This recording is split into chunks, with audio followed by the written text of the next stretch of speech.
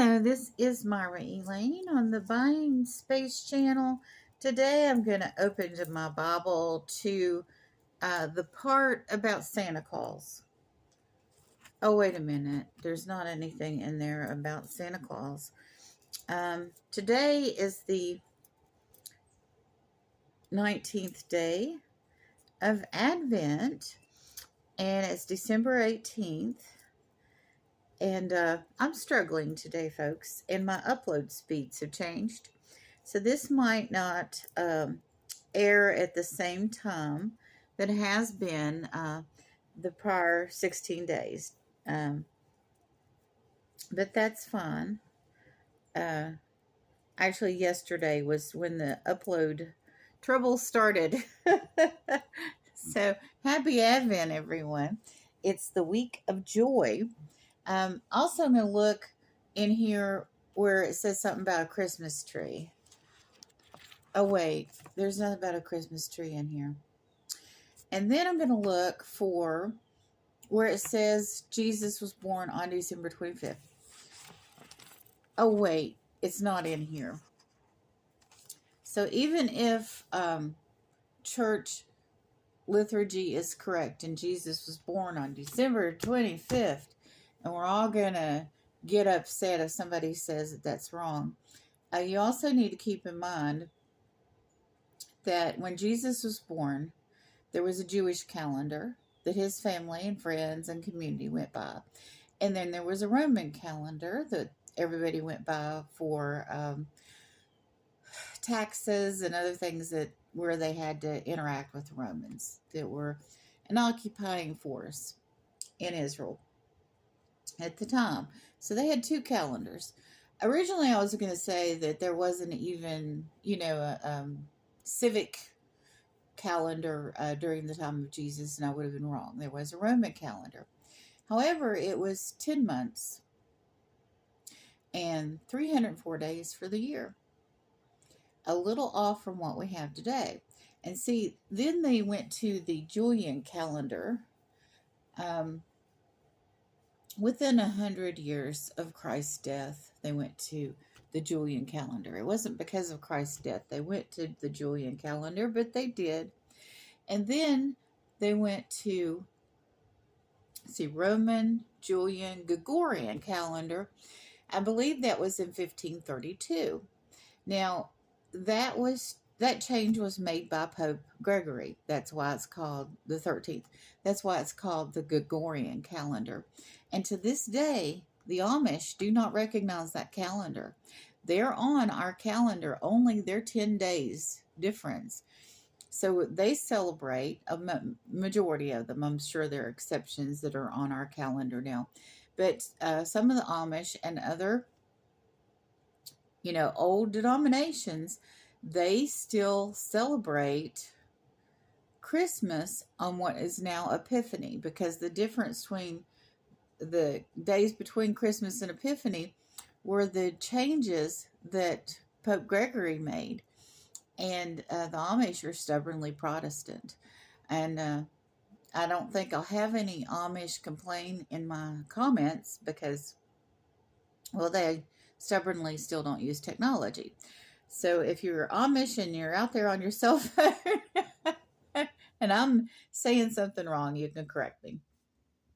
Also, in the 530s CE, not BC or AD or BCE, but in CE, the Jews changed their calendar, and they have a month that's inserted or removed to keep their holidays in the same seasons, because their holidays was continue to rotate through the seasons if they didn't make this adjustment to their calendar. And they have 13 months, and I don't know how many days, probably 354 point something, just like we do.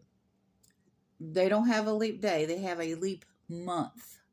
So, and there's a certain year that there's going to be a year that doesn't have Hanukkah in it, or was it, or one of their holidays was going to be missed because of this rotating in and out leap month.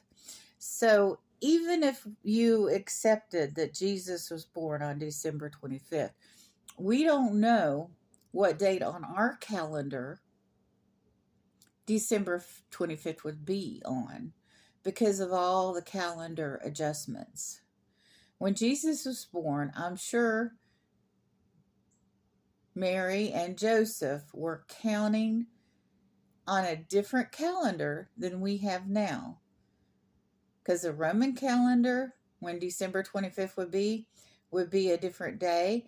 And on the Jewish calendar, it wouldn't even be called December 25th because they were Jewish and they were on a 13-month calendar that was established at the time of Moses during the first Passover, or maybe even before that. And maybe it related to the original, not the original, the Egyptian calendar that was going on when Moses was in Egypt. I mean, I didn't dive that deep, but nobody can say when December 25th is on today, when that would have been from December 25th from the time the Christ was born.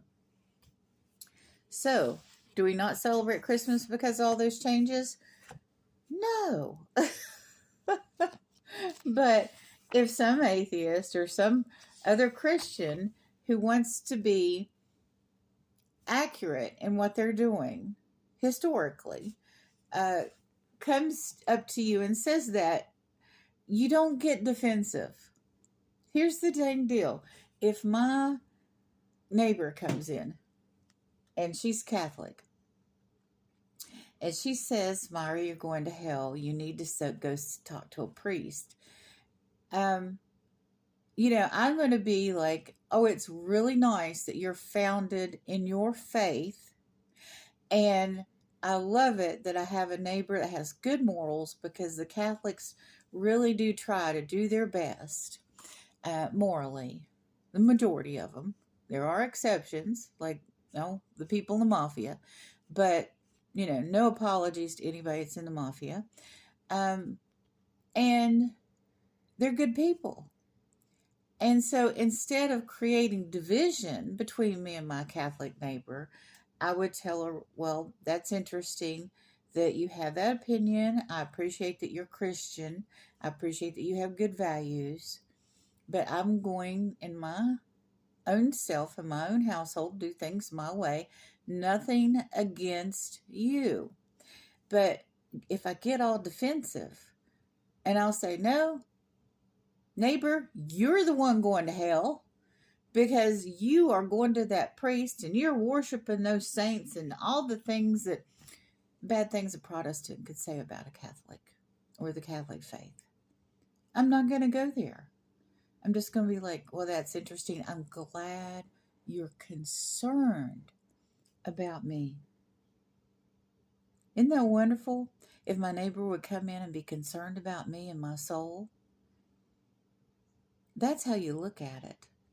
And if you've got a Christian that thinks Christmas is not on December 25th like me, instead of thinking that I'm your enemy, I would rather you think that I'm just seeking the truth for myself, and not think that I'm going against you. I'm not going against you, not going against anyone by saying things like, well, the Christmas tree originated through the worship of Odin, a Norse deity, and it's pagan. Now, does that mean my church actually has a beautiful Christmas tree, and that's their cultural tradition? But is the pastor aware that the origins of that tree are not Christian? Yep, they're aware. They know. The whole church kind of knows that.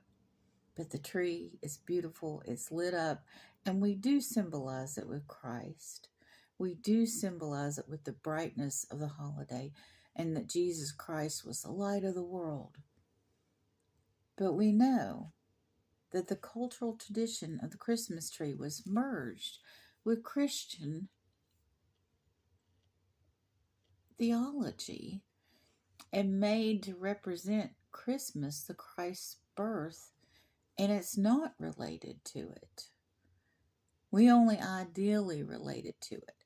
But am I going to go in and say to my church, you got to get rid of that Christmas tree? No, I would never. I would never do that.